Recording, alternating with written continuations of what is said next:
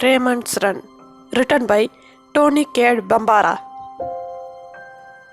Tony Cade Bambara, 1939 to 1995. Original name Miltona Mirkin Cade. Occupation African American writer, filmmaker, social activist, professor. She wrote mainly about the difficulties and challenges faced by African American people. Her works include Gorilla My Love, Raymond's Run, The Salt Eaters, The Seabirds Are Still Alive. Characters of the story: Squeaky, Hazel Elizabeth Deborah Parker.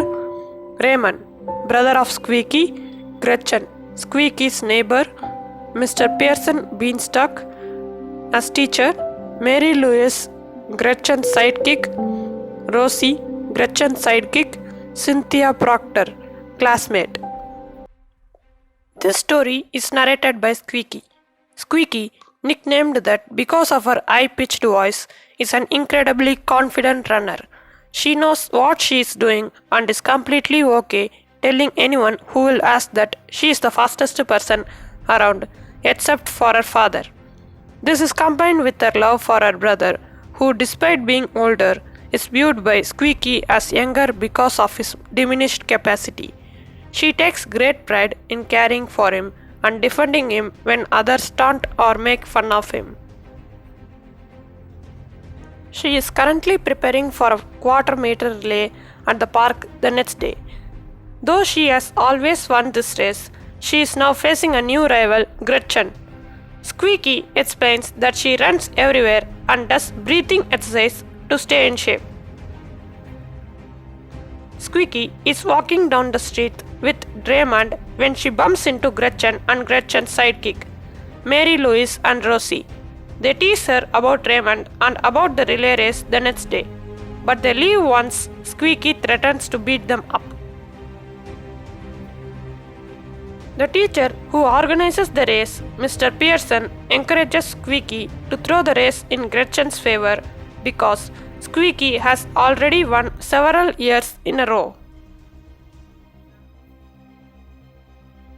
As they line up for the race, Squeaky sees Raymond line up on the side of the race, as if he is running too. She reminded of when he would keep up with her when she practiced.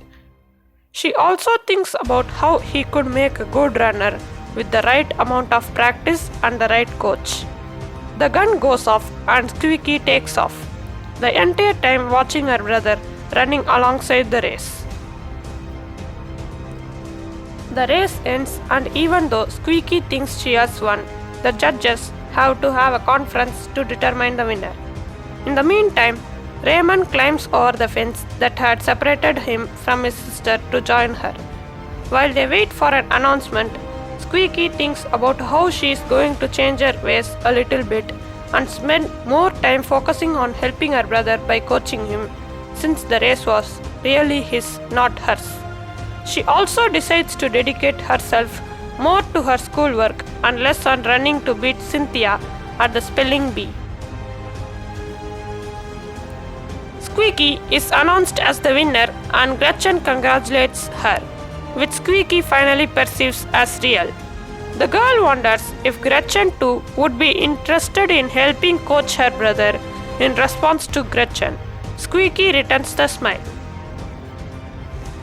Moral of the story: accepting yourself for who you are as well as accepting others for who they are.